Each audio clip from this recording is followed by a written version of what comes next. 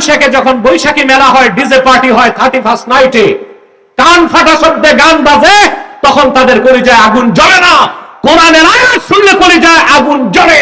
মুসলিম নামদারি মুনাফিক গুলো ইহুদিদের চোখ খারাপ।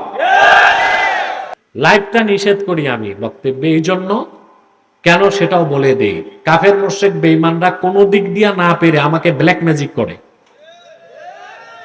কালো জাদু, আর ওইটা করে যখন আমি লাইভে বসি, সেজন্য লাইভ চালানোটা নিষেধ।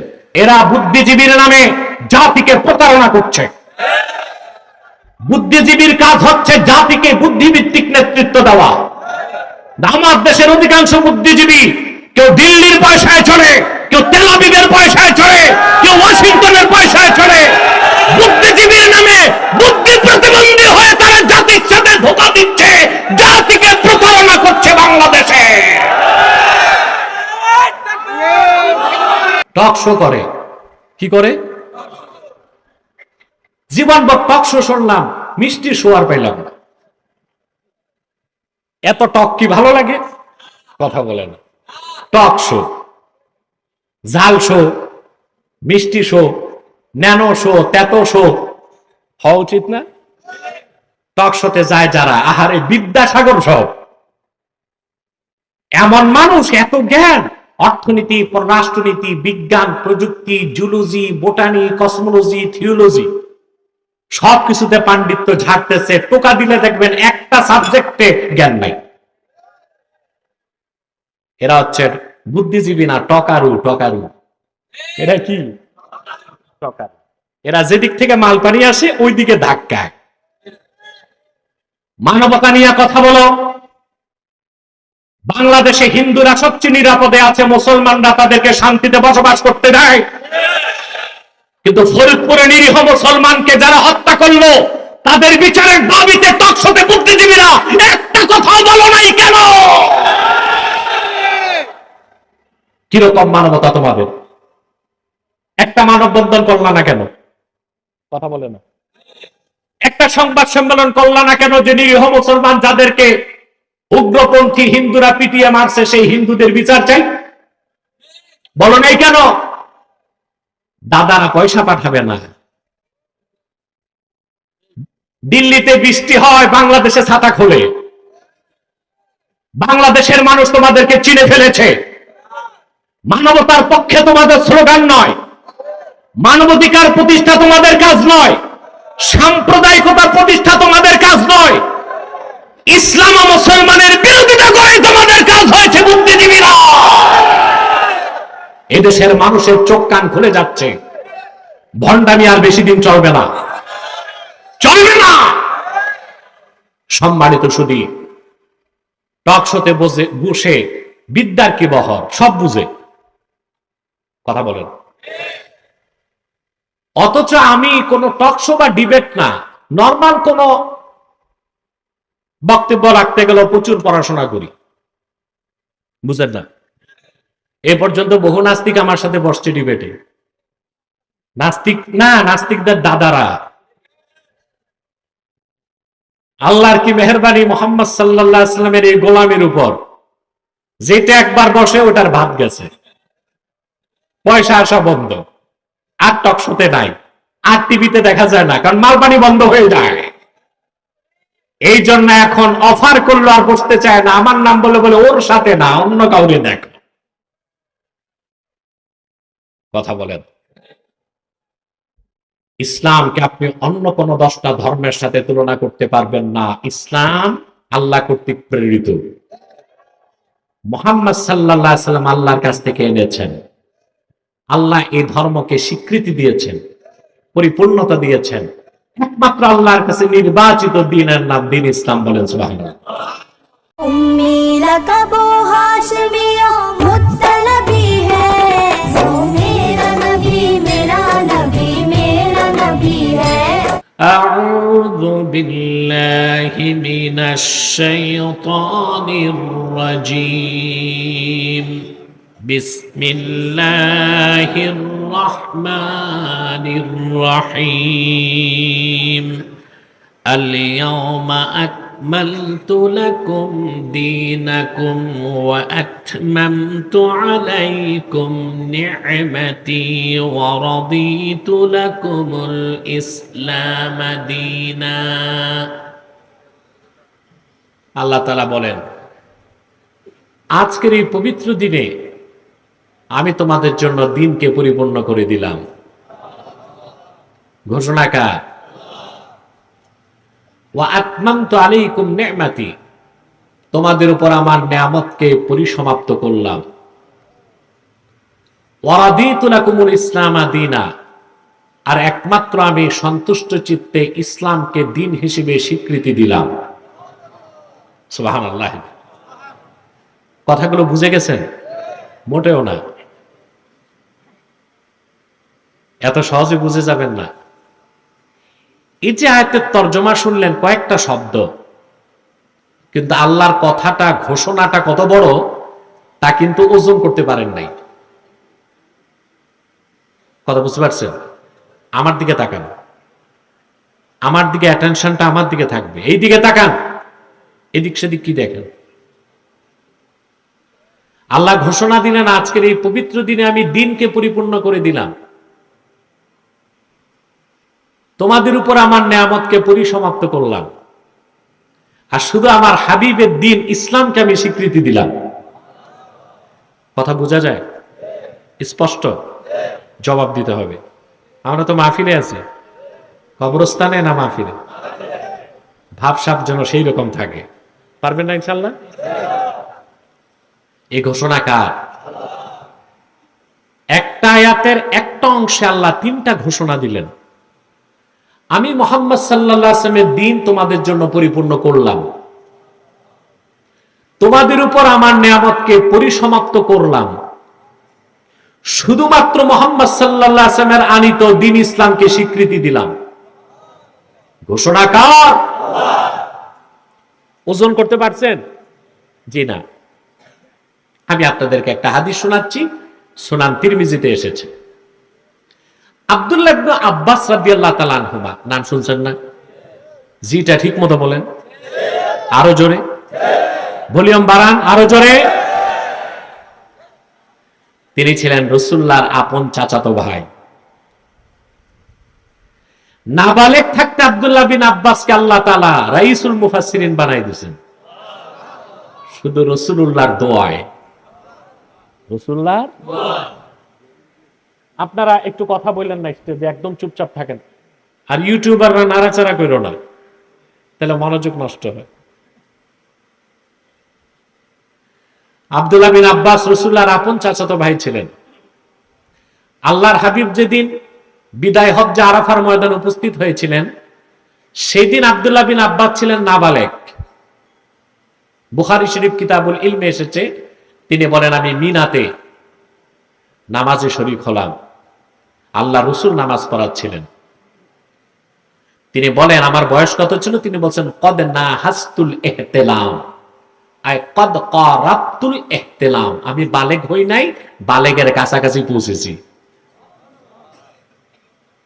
তো বলা হয় তার বয়স ছিল 14 বছর। কত? ছেলেরা বালেগ হয় কত বছরে? 15 বছর। আব্দুল্লাহ বিন আব্বাসের বয়স ছিল, নাবালেগ থাকতে তিনি হয়ে গেলেন সকল মুফাসসিরদের সম্রাট। আল্লাহু আকবার। রাসূলুল্লাহর দোয়া। তিনি বলেন, আমি আল্লাহর হাবিবের জন্য ওযুর পানি নিয়ে দাঁড়িয়েছিলাম। আল্লাহর হাবিব ওযুর পানি দেখে খুশি হয়ে আমাকে ওনার সিনা মোবারকের সাথে লাগায় শুধু বললেন, আল্লাহুম্মা আল্লিমহু তাউইল, আল্লাহ তুমি আমার এই ছোট্ট ভাই ইবনে আব্বাসকে কোরআনের ব্যাখ্যা শিখায় দাও। আল্লাহর হাবিবের এতটুকু দোয়ার কারণে আল্লাহ পাক নাবালেক আব্দুল্লাহ বিন আব্বাসের সিনায় 30 পারা কোরআনের তাফসীর ঢেলে দিলেন। আবু বকর, ওমর, ওসমানের মতো এত বড় বড় সাহাবী কোরআন শরীফ না বুঝলে আব্দুল্লাহ বিন আব্বাস থেকে জিজ্ঞেস করতেন। বলেন সুবহানাল্লাহ। এই আব্দুল্লাহ বিন আব্বাস রাদিয়াল্লাহু তাআলা আনহুমা, তিনি একদিন সূরা মায়দা তেলাওয়াত করতেছেন। তো ওনার সামনে বসা ছিল মুসলিমরা, জানাতন মুসলিম না তো, সব তাবিঈন। কি ছিলেন? মদিনা মুনাওয়ারাতে কিছু ইহুদি ছিল, আব্দুল্লাহ বিন আব্বাসের ঘটনাটা তায়েফে ঘটেছে। কোথায়?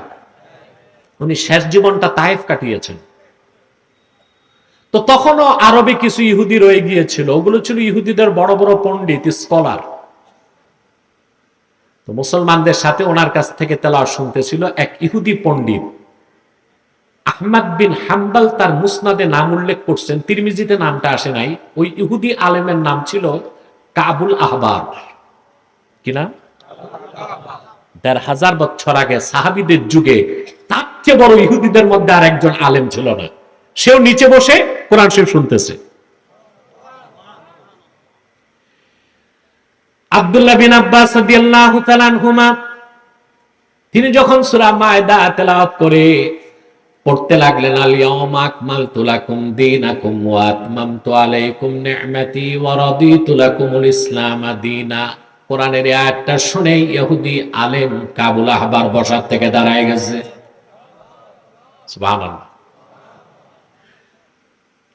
একটা ইহুদি কোরআন শুনে বসার থেকে দাঁড়ায় গেছে।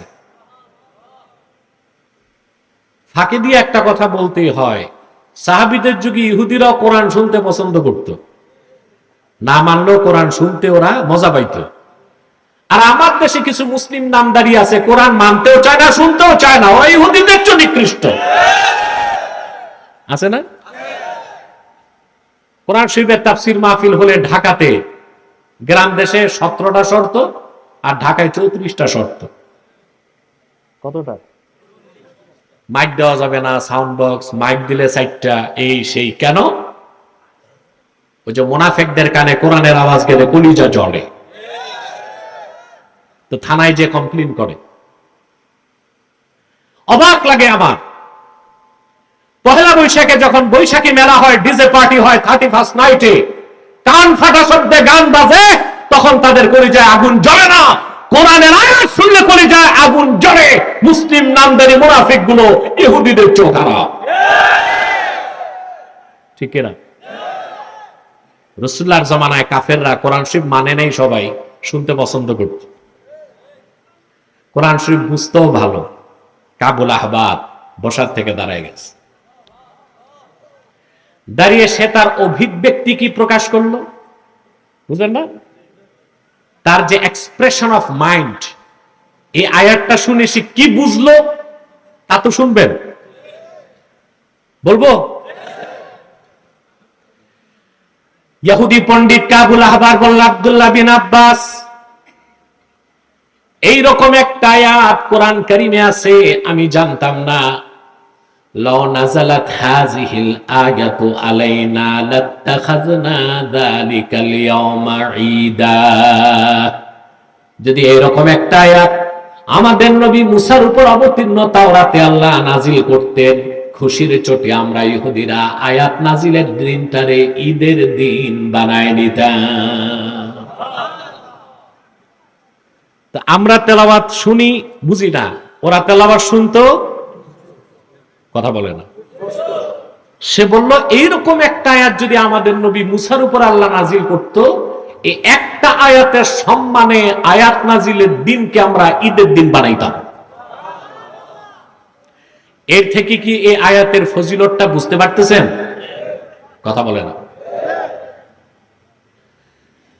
আব্দুল্লাহ ইবনে আব্বাস রাদিয়াল্লাহু তাআলা আনহুমা জবাব দিলেন, ইহুদি তুমি জানো না? قال والله إنها نزلت على رسول الله صلى الله عليه وسلم في يوم عيدين يوم عرفة ويوم جمعة। আল্লাহর কসম রে ইহুদি তুমি জানো না, আমি জানি আল্লাহর আখিরি নবী মুহাম্মদ সাল্লাল্লাহু আলাইহি সাল্লামের উপরে আয়াত নাজিল হয়েছে এমন একদিন, যেই দিন ডবল ঈদ হয়েছে। দিনটা ছিল হজের দিন, দিনটা ছিল জুমআর দিন।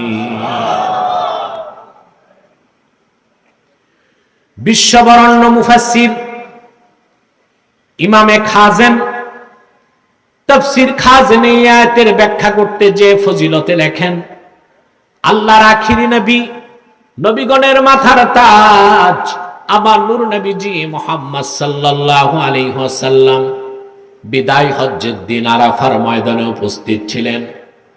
রাসূলুল্লাহ উষ্ট্রির পিঠে বসা ছিলেন। আসর নামাজের শেষ সময়, মাগরিব নামাজের কিছু আগে আল্লাহর হাবিবের সামনে একজন দুইজন নয়, এক বর্ণনায় 1,24,000 সাহাবী দাঁড়ায় ছিলেন, আরেক বর্ণনায় 1,40,000 সাহাবী দাঁড়ায় ছিলেন। বর্ণনায় এত অমিল কেন প্রশ্ন আসে? দেখেন, আমি কিন্তু মুনাজাত করে দিব মনোযোগ না থাকলে, স্ট্যান্ড বাই মুনাজাত করে দিব, অ্যাটেনশনটা আমার দিকে রাখেন, আর কিছু জবাব দিবেন, পারবেন না? গরমে গেছে পুরো আপনাদের ব্যাটারি। আমাকে তো প্রাণ বন্ধ রাখতে হবে না? কথা বলে না। কমিউনিকেশন গ্যাপ হলে তো আমিও চলতে পারবো না। আর কিছু সময় একটা মেসেজ দিয়ে আমি মুনাজাত করে দেব ইনশাআল্লাহ। একটা আয়াতের ব্যাখ্যা তো বুঝতে হবে, ঠিক না? সম্মানিত সুধী, বর্ণনায় অমিল কেন? একটা বর্ণনায় রাসূলুল্লাহর সামনে ছিলেন 1,24,000 সাহাবী, আরেক বর্ণনায় 1 লাখ। কোনো অমিল নাই। যারা 1,24,000 সাহাবী গণছেন তারা নারী আর শিশুদের বাদ দিয়েছেন, আর যারা 1,40,000 গণেছেন তারা নারী আর শিশুদেরকে গণছেন। রাসূলুল্লাহর সামনে লক্ষাধিক সাহাবী দাঁড়িয়েছিলেন। দিনটা ছিল হজের দিন, দিনটা ছিল জুমুয়ার দিন। আরাফাত ময়দানে আল্লাহর হাবিব উষ্ট্রির পিঠে বসা ছিলেন। আসর নামাজের শেষ সময়, মাগরিবের আগে জিবরিল চলে আসলেন, এসে ঘোষণা দিলেন, আল ইয়াউমা আকমালতু লাকুম দীনাকুম ওয়া আতমামতু আলাইকুম নি'মাতি ওয়া রাদিতু লাকুমুল ইসলাম দীনা।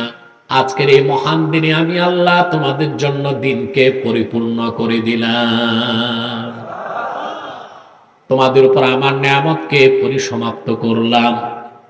সুবহানাল্লাহ বলেন। তোমরা ডিস্টার্ব করো, এখানে বারবার উঠো বসো নড়চড়ো, জনগণের মনোযোগ নষ্ট হয়। না, বাস বাস, করো করো, নিজেরা নিজেরা ঝগড়া করো না, চুপচাপ থাকো, একদম চুপ থেকে কাজ করো। লাইভটা নিষেধ করি আমি বক্তব্যে, এই জন্য কেন সেটাও বলে দেই। কাফের মুশরিক বেঈমানরা কোন দিক দিয়া না পেরে আমাকে ব্ল্যাক ম্যাজিক করে, কালো জাদু, আর ওইটা করে যখন আমি লাইভে বসি, সেজন্য লাইভ চালানোটা নিষেধ। যাক, বুঝাই দিলেই তো হয়। হ্যাঁ, ঠিক আছে। সম্মানিত সুধী, কথা শুনতেছেন আমার ভাইয়েরা? আল্লাহর হাবিব মুহাম্মদ সাল্লাল্লাহু আলাইহি সাল্লামের কাছে অবতীর্ণ কোরআনে আল্লাহ ঘোষণা করলেন, আজকের এই আরাফার পবিত্র দিনে আমি তোমাদের জন্য দিনকে পরিপূর্ণ করে দিলাম। এই কথার ওজনটা বুঝেন নাই আপনারা? তার মানে হচ্ছে দিনের দাওয়াত শুরু করেছেন হযরতে আদম, হযরত ঈসা পর্যন্ত 1 লক্ষের উপর নবী হাজার হাজার বছর দিনের দাওয়াত দিয়েছেন, দিন তো পরিপূর্ণ হয় নাই। কিন্তু আখিরি নবী মুহাম্মদ সাল্লাল্লাহু আলাইহি ওয়াসাল্লাম কালেমার দাওয়াত দিয়েছেন মাত্র 23 বছর, দিনের দাওয়াত দিয়েছেন মক্কায় 13 বছর, মদিনায় 10 বছর। একটি নয়, দুইটি নয়, দিন কায়েমের জন্য আল্লাহর হাবিব 27টি যুদ্ধের নেতৃত্ব দিয়েছেন। উহুদ ময়দানে আপন দাঁত শহীদ করেছেন, তাইফে রক্ত ঝরিয়েছেন। আল্লাহ পাক ঘোষণা করলেন, লাখের উপর নবী হাজার হাজার বছর দিনের দাওয়াত দিয়েছে, দিন পরিপূর্ণ হয় নাই। কিন্তু আমার নবী মুহাম্মদ সাল্লাল্লাহু আলাইহি সাল্লাম 23 বছর দিনের দাওয়াত দিয়েছেন, 27টির মতো যুদ্ধে নেতৃত্ব দিয়েছেন। মক্কায় 13 বছর, মদিনা মুনাওয়ারায় 10 বছর দিনের দাওয়াত দিয়েছেন। লাখের উপর নবীর হাজার হাজার বছরের মেহনতে দিন পরিপূর্ণ করি নাই, কিন্তু আমার হাবিবের 23 বছরের মেহনতের বিনিময়ে দিনকে আজ আমি পরিপূর্ণ করে দিলাম। এটা আমরা বুঝি নাই, ইহুদি আলেম। এই জন্য সে বলেছে, যদি এইরকম আয়াত মুসা নবীর উপর নাজিল হইতো, আমরা আয়াত নাজিলের দিনকে ঈদের দিন বানাই দিতাম। আল্লাহু আকবার। আমার ভাইয়েরা, আদম থেকে ঈসা পর্যন্ত লাখের উপর নবী এক সময়ে আসে নাই, একটা জাতির কাছে আসে নাই, একটা দেশে আসে নাই। যুগে যুগে দেশে দেশে জাতিতে জাতিতে লাখের উপর নবী হাজার হাজার বছর দিনের দাওয়াত দিয়েছেন, দিন পরিপূর্ণ হয় নাই। কিন্তু মুহাম্মদ সাল্লাল্লাহু আলাইহি ওয়াসাল্লাম ১৫০০ বছর আগে মাত্র ২৩ বছর দিনের দাওয়াত দিয়েছেন, আল্লাহ দিনকে পরিপূর্ণ করে দিয়েছেন। প্রাণ খুলে বড় শ্বাস নিয়ে বলেন আলহামদুলিল্লাহ। ২ নম্বর ঘোষণা, ওয়া আতমামতু আলাইকুম নি'মাতি, তোমাদের উপর আমার নিয়ামতকে পরিসমাপ্ত করলাম। তার মানে দিন পরিপূর্ণ, পরিসমাপ্ত। ওহীর দরজা আজকে থেকে এরপর থেকে বন্ধ হয়ে যাবে। আমার নবী মুহাম্মদ সাল্লাল্লাহু আলাইহি সাল্লামের পরে কিয়ামত পর্যন্ত আর কোন প্রকারই নবী কিংবা রাসূল আসবে না। কোরআন হচ্ছে সর্বশেষ চূড়ান্ত আসমানি কিতাব, আর ওহী লাগবে না, ওহী আসবে না। ওয়ারাদিতু লাকুমুল ইসলাম দীনা, সকল পূর্বের দিন ধর্ম তন্ত্র মন্ত্র মতবাদ সব রহিত করে আমি শুধুমাত্র আমার হাবিবের রক্ত জোড়া দিনকে স্বীকৃতি দিয়ে দিলাম। এতটুকু বুঝছেন যে দিনটার ব্যাপারে আল্লাহ ঘোষণা দিলেন, ওই দিনের নাম কি? মাশাআল্লাহ, আমি বুঝলাম যে আমার আলোচনা বুঝতেছেন। যে দিনের ব্যাপারে আল্লাহ এত বড় ঘোষণা দিলেন কোরআন কারিমে, ওই দিনের নাম কি? ইসলাম। এটাকে বাংলা করলে আমরা বলি ইসলাম ধর্ম। কি বলি? না, দিন অর্থ শুধু ধর্ম না, তাহলে ইসলামকে খাটো করা হয়। কি করা হয়? দিনের 4টা অর্থ। কয়টা? যারা প্রকৃতপক্ষে কোরআন হাদিস বুঝে না তারাই তো স্টেজে উঠে গোলমাল লাগায়, বলে আল্লাহ বলছেন লাকুম দীনুকুম ওয়ালিয়া দিন, ধর্ম যার যার, উৎসব সবার। সে দিনের অর্থ বুঝে নাই। দিনের অর্থ একটু বুঝাবো? কথা বলে না। দিনের 4টা অর্থ। কয়টা? আমরা শিখছি একটা অর্থ, দিন অর্থ ধর্ম। অথচ দিনের অর্থ নিছেন আল্লাহ কয়টা? দিনের একটা অর্থ হচ্ছে কর্মফল। যেমন আল্লাহ রাব্বুল আলামিন বলেছেন আলহামদুলিল্লাহি রাব্বিল আলামিন আর রাহমানির রহিম মালিকি ইয়াউমিদ্দিন। আয় মালিকি ইয়াউমিল জাযা, সেই বিচারের দিন, যে দিন তিনি সৎকর্মের প্রতিফলন দিবেন, ভালো কাজের পুরস্কার, খারাপ কাজের পুরস্কার দিবেন। ওই দিনটাকে বলা হয় কর্মফল দিবস। আল্লাহ সেই দিনের মালিক। দিনের একটা অর্থ কি? কর্মফল। As you sow so you reap, যেমন কর্ম তেমন ফল। তো কর্মফলকে দিনের একটা বাংলা কি? কর্মফল। লাকুম দীনুকুম ওয়ালিয়া দিন, ওখানেও দিন অর্থ ধর্ম না, অর্থ হচ্ছে কর্মফল। আল্লাহ ওই আয়াতে ধর্ম নিরপেক্ষতার বৈধতা দেন নাই। না বুঝেই অনেকে লাকুম দীনুকুম ওয়ালিয়া দিন কথা বলে ধর্ম নিরপেক্ষতার কুফরি মতবাদকে বৈধতা দিতে চায়। চলবে না বাংলাদেশে।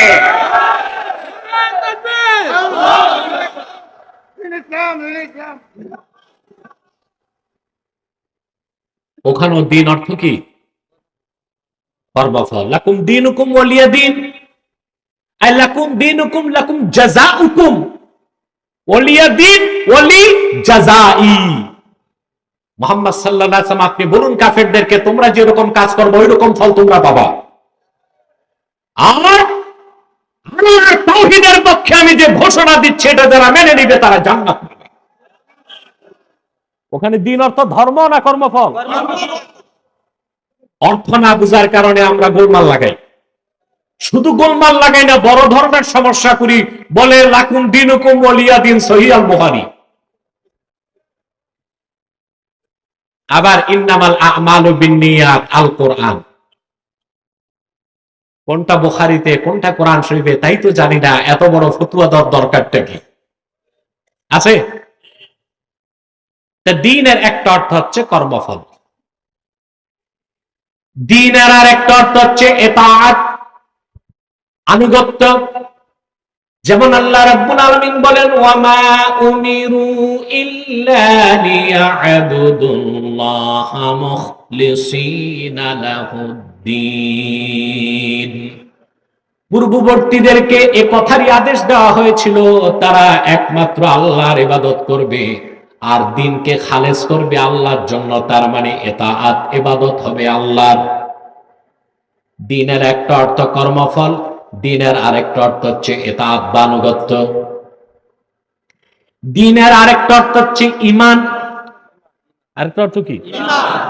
আল্লাহ রাব্বুল আলামিন বলেন, কুল আতুআল্লিমুনাল্লাহা বিদীনিকুম ওয়াল্লাহু ইয়ালামু মা ফিস সামাওয়াতি ওয়া মা ফিল আরদ।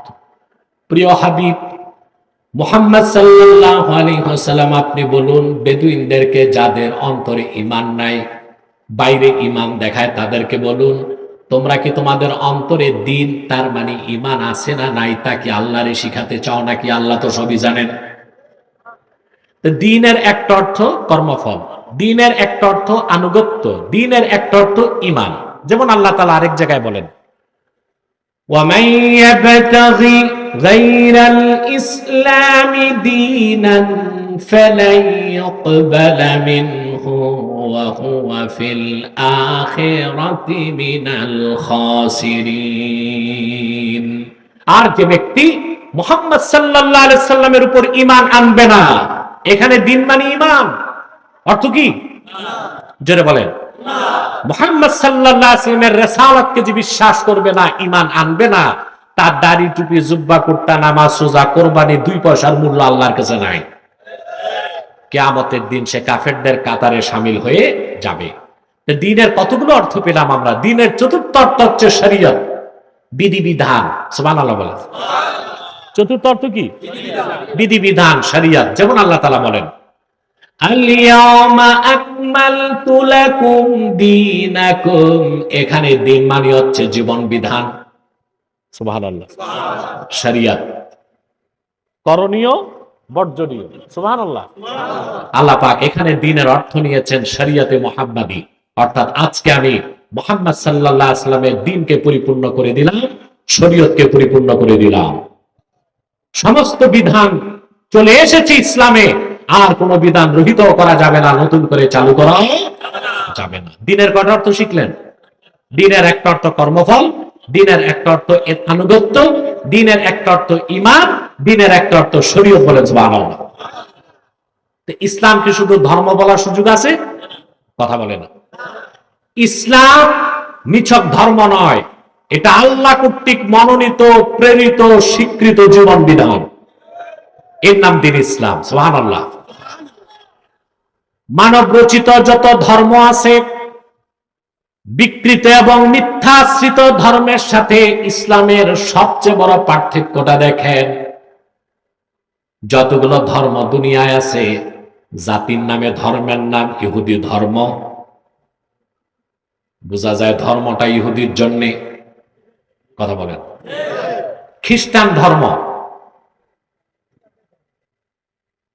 খ্রিস্টান ধর্ম এই কথার সিগনিফিকেশন বহন করে, যেটা খ্রিস্টানদের ধর্ম, ঠিক না? ইহুদি ধর্ম জাতির নামে ধর্মের নাম, বৌদ্ধ ধর্ম জাতির নামে ধর্মের নাম, হিন্দু ধর্ম জাতির নামে ধর্মের নাম। আল্লাহর কোরআনের কোথাও দ্বীন ইসলামকে দ্বীনুল মুসলিমিন, মুসলমানদের ধর্ম বলা হয় নাই, বরং কোরআনে আল্লাহ ইসলামকে বলেছেন দ্বীনুল্লাহ, আল্লাহর ধর্ম। বলেন সুবহানাল্লাহ। মুসলমানের ধর্ম বলা হয়েছে? কথা বলে না।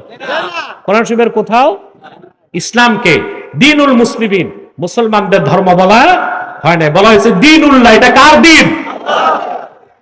আল্লাহ রাব্বুল আলামিন বলেন, ইযা জাআ নাসরুল্লাহি ওয়াল ফাতহ ওয়া রাআইতান নাস ইয়াদখুলুনা ফি দীনিল্লাহি আফওয়াজা।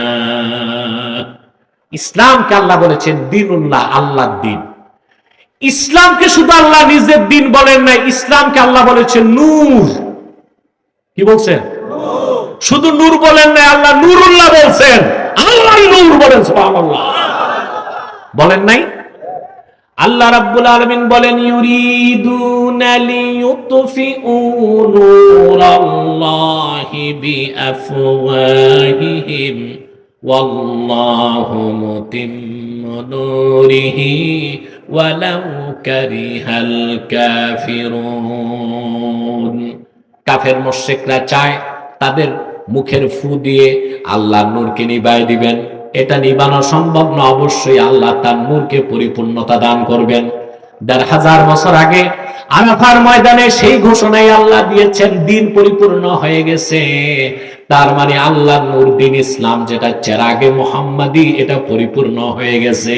কিয়ামত তক পৃথিবীর যত কাফের আছে, মুশরিক আছে, বেঈমান আছে, অপশক্তি, পরাশক্তি, ধরাশক্তি, মহাশক্তি, কারো পক্ষে চেরাগে মুহাম্মাদি দিন ইসলামকে নিবানো সম্ভব হবে না।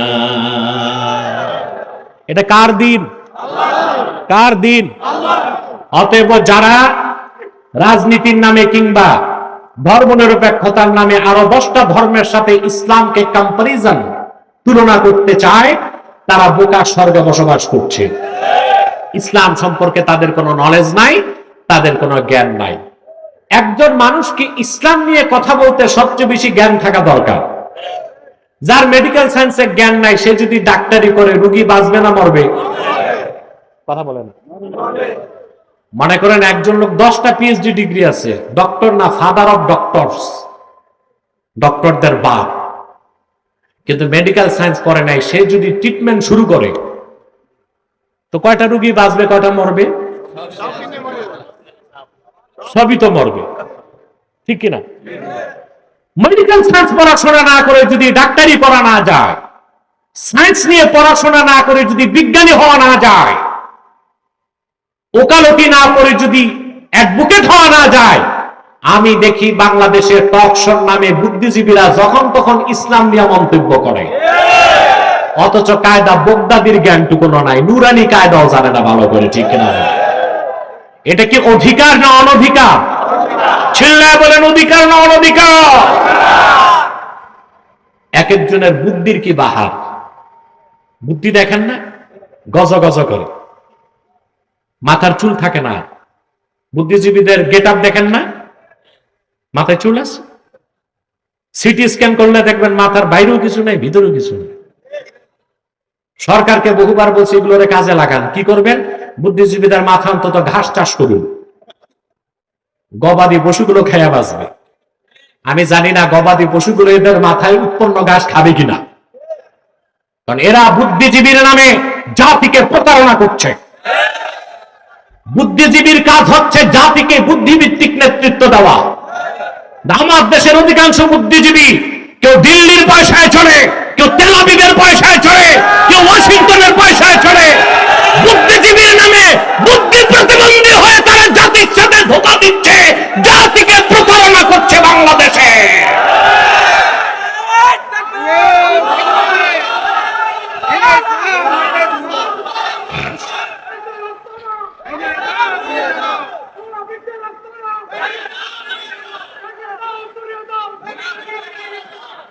টক শো করে, কি করে? জীবনভর টক শো শুনলাম, মিষ্টি শো আর পাইলাম না। এত টক কি ভালো লাগে? কথা বলে না।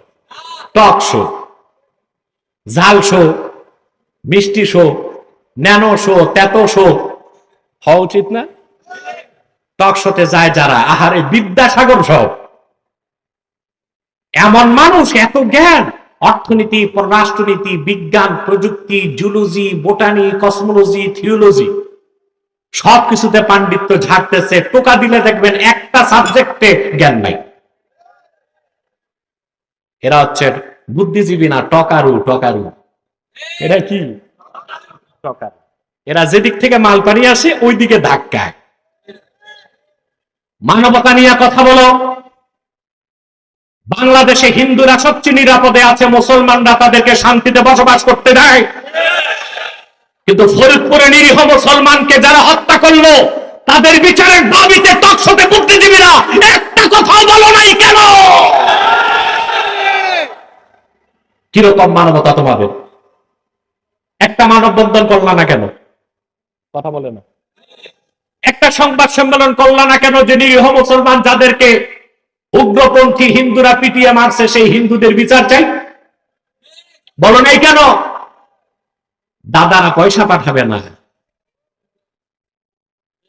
দিল্লিতে বৃষ্টি হয়, বাংলাদেশে ছাতা খোলে। বাংলাদেশের মানুষ তোমাদেরকে চিনে ফেলেছে। মানবতার পক্ষে তোমাদের স্লোগান নয়, মানবাধিকার প্রতিষ্ঠা তোমাদের কাজ নয়, সাম্প্রদায়িকতা প্রতিষ্ঠা তোমাদের কাজ নয়, ইসলাম ও মুসলমানের বিরোধিতা করে তোমাদের কাজ হয়েছে বুদ্ধিজীবীরা। এদেশের মানুষের চোখ কান খুলে যাচ্ছে। ভণ্ডামি আর বেশি দিন চলবে না, চলবে না। সম্মানিত সুধী, টক শোতে বসে বিদ্যার কি বহর, সব বুঝে কথা বলেন। অথচ আমি কোন টক শো বা ডিবেট না, নর্মাল কোন বক্তব্য রাখতে গেলেও প্রচুর পড়াশোনা করি, বুঝলেন না? এ পর্যন্ত বহু নাস্তিক আমার সাথে বসছে ডিবেটে। নাস্তিক না, নাস্তিকদের দাদারা। আল্লাহর কি মেহেরবানি মুহাম্মদ সাল্লাল্লাহু আলাইহি ওয়াসাল্লামের এই গোলামের উপর, যেটা একবার বসে ওটার ভাত গেছে, পয়সা আসা বন্ধ, আর টক শোতে নাই, আর টিভিতে দেখা যায় না, কারণ মালপানি বন্ধ হয়ে যায়। এই জন্য এখন অফার করলো আর বসতে চায় না, আমার নাম বলে বলে ওর সাথে না, অন্য কাউকে দেখো। কথা বলেন। ইসলামকে আপনি অন্য কোন 10টা ধর্মের সাথে তুলনা করতে পারবেন না। ইসলাম আল্লাহ কর্তৃক প্রেরিত। মুহাম্মদ সাল্লাল্লাহু আলাইহি ওয়াসাল্লাম আল্লাহর কাছ থেকে এনেছেন। আল্লাহ এই ধর্মকে স্বীকৃতি দিয়েছেন, পরিপূর্ণতা দিয়েছেন। একমাত্র আল্লাহর কাছে নির্বাচিত দ্বীনের নাম দ্বীন ইসলাম। বলেন সুবহানাল্লাহ। আর বুঝাতে পারলাম? এবার আসেন, দ্বীনের পরিচয় না জানলে আপনি দ্বীনদার হতে পারবেন না, দ্বীনের কাজও করতে। 3টা জিনিসের সমষ্টির নাম দ্বীন ইসলাম। কয়টা? আমি খুব সহজে বলে যাচ্ছি, আপনারা মুখস্থ করে ফেলতে পারবেন। ঈমান, ইসলাম, ইহসান, 3 মিলে দ্বীন ইসলাম। আবার বলছি, ঈমান, ইসলাম, ইহসান, 3 মিলে দ্বীন ইসলাম। আবার বলবো, ঈমান, ইসলাম, ইহসান, 3 মিলে দ্বীন ইসলাম। সুবহানাল্লাহ। এখন সংক্ষিপ্ত ডেফিনেশন দিতে হচ্ছে, ঈমান কাকে বলে? যে লোকটা দেখি সমাজে 1 ওয়াক্ত নামাজ পড়ে না, মিথ্যা কথা কয়, চুরি চামারি বদমাশি করে, এ বলে নামাজ না পড়লে কি হবে, ঈমান ঠিক আছে। ওর মানে ও ঈমান চিনেই নাই, ঠিক কিনা? ঈমান কাকে বলে? সুবহানাল্লাহ। আমি যে সংজ্ঞা দিতে যাই, রাত পেরিয়ে যাবে, শেষ করা যাবে না। কিন্তু একজন মহান ব্যক্তির সংজ্ঞা আমার কাছে আছে। তিনি ইমাম আজম আবু হানিফা রাহমাতুল্লাহ। ওনাকে এমনি ইমাম আজম বলা হয় না, উনি কি বেশি দাওয়াত খাইতো আর নামাজ পড়াইতো, এর জন্য ইমাম আজম নাকি? সুবহানাল্লাহ। আমাদের দেশে এখন কিছু স্কলার বের হয়েছে লামাযহাবী, কোরআন হাদিস খুব একটা পড়ে নেই, আন্ডার ব্যবসা করে, মরিচের আড়তদার, গোল আলুর উৎপাদনকারী। ওনারা বড় বড় ফতোয়া দেয় আবু হানিফার বিরুদ্ধে। কে আবু হানিফা? 80 হিজরিতে তার জন্ম। 4 জন সাহাবী সাক্ষাৎ লাভ করছে। 1200 তাবেঈনের খেদমতে বসে এলেম শিখছেন। ব্যবসার টাকা দিয়া 20,000 মানুষকে আলেম বানাইছেন। সারা জীবনে কোরআন হাদিস থেকে 81,000 মাসালা ইস্তেমবাদ করছেন। ওই ব্যক্তির নাম আবু হানিফা। তার নাম সুবহানাল্লাহ। ইমাম বুখারীর উস্তাদের উস্তাদের উস্তাদের নাম আবু হানিফা। ইমামে আজম আবু হানিফা ঈমানের সংজ্ঞা দিয়েছেন, আল ঈমানু হুয়া মুজাররাদু তাসদীকি রাসূলিল্লাহ সাল্লাল্লাহু আলাইহি ওয়াসাল্লাম, শুধুমাত্র আল্লাহর হাবিব মুহাম্মদ সাল্লাল্লাহু আলাইহি সাল্লামের রিসালাতকে বিশ্বাস করার নাম ঈমান। কথাটা বুঝে আসে নাই? তাইলে আল্লাহর তাওহীদের বিশ্বাস কই, আখিরাতের বিশ্বাস কই, নামাজের কথা কই, রোজার কথা কই, তাকদীরের কথা কই, ঈমান কিভাবে হয়ে গেল? প্রশ্ন আসে কিনা বলেন? ইমাম আজমের সংজ্ঞার ব্যাখ্যা হচ্ছে বিমা জা বিহি মুহাম্মাদুন সাল্লাল্লাহু আলাইহি ওয়াসাল্লাম উলিমা জারুরাতান। আল্লাহর আখিরি নবী মুহাম্মদ সাল্লাল্লাহু আলাইহি ওয়াসাল্লাম আল্লাহর পক্ষ থেকে যা কিছু এনেছেন ওইটা বিশ্বাস করার নাম ঈমান। রাসূলুল্লাহ আল্লাহর কাছ থেকে যা কিছু এনেছেন তার নাম কোরআন। কোরআন যে বিশ্বাস করলো সে তো তাওহীদকে মানলো, রিসালাতকে মানলো, আখিরাত মানলো, ঠিক কিনা বলেন? তকদীরকে মানলো, ফেরেশতাদের মানলো, পরকাল মানলো, কিয়ামত মানলো। শুধু মুহাম্মদ সাল্লাল্লাহু আলাইহি সাল্লামের রিসালাতকে বিশ্বাস করলে আল্লাহ পাক বান্দার অন্তরে ঈমানের মূল সহ ৭৭টা শাখা গেঁথে দিবে। ব্যাখ্যা হচ্ছে মুহাম্মদ সাল্লাল্লাহু আলাইহি সাল্লাম আল্লাহর পক্ষ থেকে যা কিছু এনেছেন তার নাম কি? জোরে বলতে হবে। যা কিছু বলেছেন হাদিস, যা কিছু নীতি নির্ধারণ করেছেন সুন্নাহ। সেই কোরআন, সেই হাদিস, সেই সুন্নাহ অক্ষরে অক্ষরে বিশ্বাস করার নাম ঈমান। আমল করেন আর না করেন ওটা পরের কথা, বিশ্বাস করার নাম কি? শুধু কোরআন শরীফ মানলে মুমিন হওয়া যাবে না? হাদিস বিশ্বাস করতে হবে, সুন্নাত বিশ্বাস করতে হবে কিনা বলেন? আমার দেশে একটা নতুন ফিতনা বের হয়েছে, তাদের নাম আহলে কোরআন। আহলে হাদিস না, আহলে কোরআন। আহলে হাদিসরা তো বলে আমরা হাদিস মানি, কোরআন মানি, মাযহাব মানি না। এখন যেটা বের হয়েছে এটা মারাত্মক, এটা বলে আহলে কোরআন, শুধু কোরআন মানি, হাদিসও মানি না। এই ফেরকাটা নিজেদের নাম রাখছে আহলে কোরআন, তারা আহলে কোরআন না, আহলে শয়তান। বাংলাদেশে তাদের একটা ঠাকুর আছে, এটারে ধরছিলাম আমি, দেখছেন আপনারা গত ৭-৮ মাস আগে। সে করত কি, বাংলাদেশের বড় বড় আলেমকে যে অপমান করত। সে এশিয়ান বিশ্ববিদ্যালয়ের প্রফেসর, ওর চাপা আছে, চাপা, আর কিছু নাই। তো যে বড় বড় আলেমকে প্রশ্ন করতো আর ভিডিও করে ছেড়ে দিত যে অমুক শাইখুল হাদিস আমার জবাব দিতে পারেনি। সারা পৃথিবীতে আহলে কোরআন দাবিদার যারা হাদিস অস্বীকারী, তাদের নেতা হচ্ছে ডক্টর তাজ হাশমি। কানাডা এক বিশ্ববিদ্যালয়ে সে হিস্ট্রি ডিপার্টমেন্টের চেয়ারম্যান। আমার সাথে 2 বছর আগে সে হেরে যাবার পর, ওটা তো নেতা, বাংলাদেশে যেটা পাতি নেতা, এটা চ্যালেঞ্জ করছে যে আমি আব্বাসীর সাথে বসবো, এবং চ্যালেঞ্জ কি, সে আমার বাড়িতে আসবে। তা আমি একটু চিন্তায় পড়ে গেলাম, জেনে বুঝে খরগোশ তো বাঘের গুহায় পা দেয় না, তো আমার বাড়িতে আসতেছে কেন? আমার তো ঘাড়ের রোগ এমনি একটা ব্যাকা, ও তো জানে।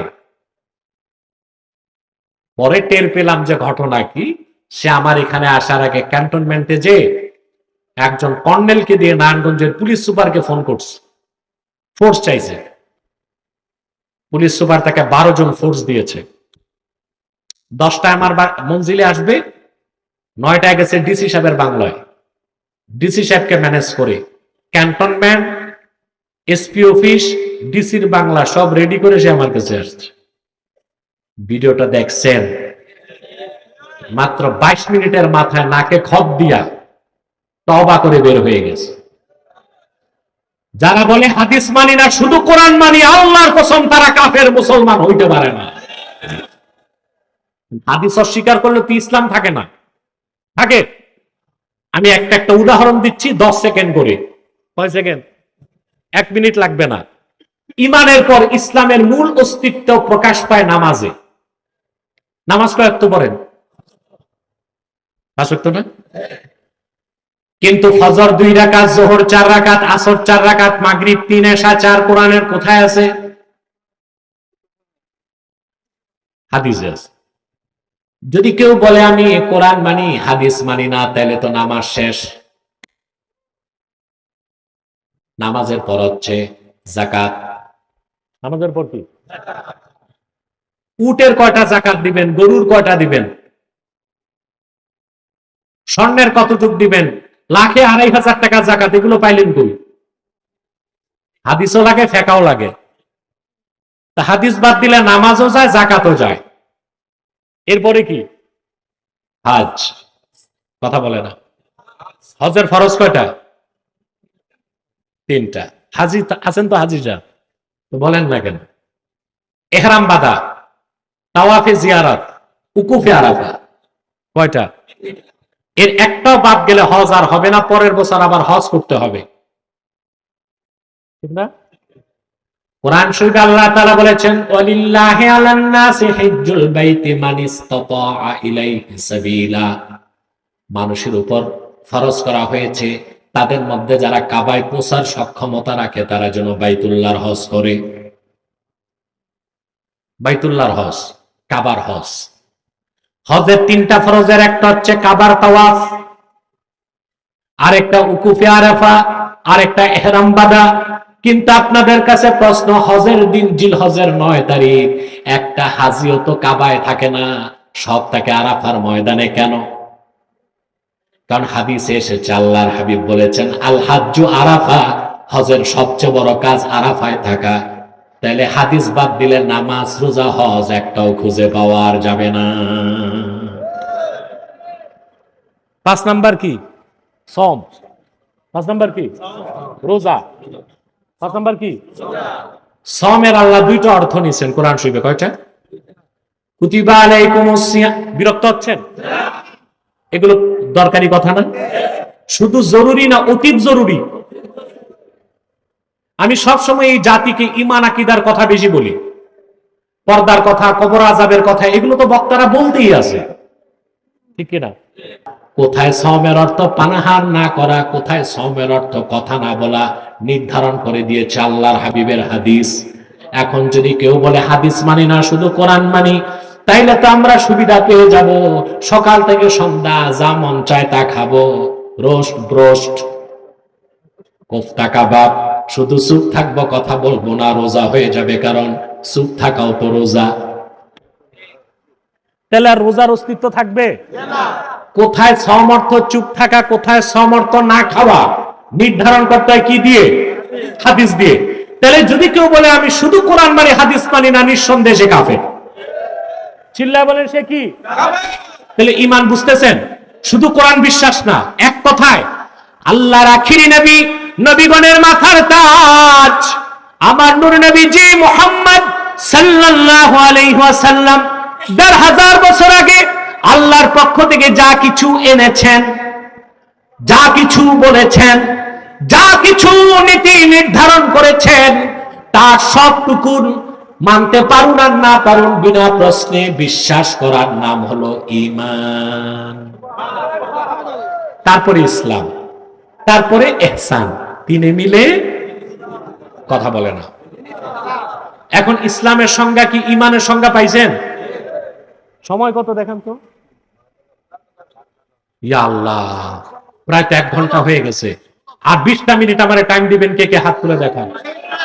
হাত লম্বা করেন, লম্বা করেন, লম্বা করেন, হাত নামান। আল্লাহ কবুল করুক, আল্লাহ মঞ্জুর করুক, বলুন আল্লাহুম্মা আমিন। আরে ভাই,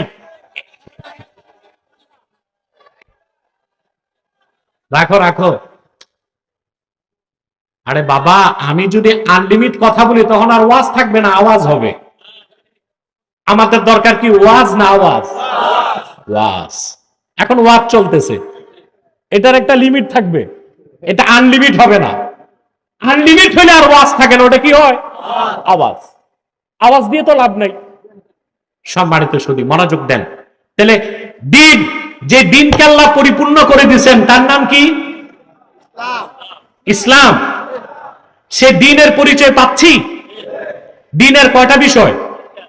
ঈমান, ইসলাম, ইহসান, তিনে মিলে ঈমান বুঝছি। এবার ইসলাম। আল্লামা ফখরুদ্দিন রাজি ইসলাম শব্দের ব্যাখ্যায় লিখেন, ওয়া আসলুহু মিনাস সিলমি হুয়াল ইনকিয়াদুজ যাহির মা শারতি ইনকিয়াদিল বাতিন। ঈমান আনার পরে আল্লাহর নবী মুহাম্মদ সাল্লাল্লাহু আলাইহি ওয়াসাল্লামের শরীয়তকে, তার মানে আল্লাহর বিধানকে মাথা পেতে মেনে নেবার নাম হচ্ছে ইসলাম। নেতারা যখন, রাজনৈতিক নেতারা মাইক পায়, ওনারা তখন ওয়াজ করে, ঠিক না? এই বহুত বাংলাদেশে যে বিরক্ত হইতে হয়, হাজার হাজার লোক বসে আলেমদের কথা শুনতে, নেতা এসা বাজিমাত মাইক একখান নিয়া ওয়াজ শুরু করে দেয়। এগুলো আমাদের নারায়ণগঞ্জেও আছে, বিভিন্ন জায়গায় আছে। আমি সুযোগ টুযোগ দেই না, সর্বোচ্চ 10 মিনিট টাইম দেই, বুঝেন না? নেতারা মাইক নিলে বলে ইসলাম অর্থ শান্তি।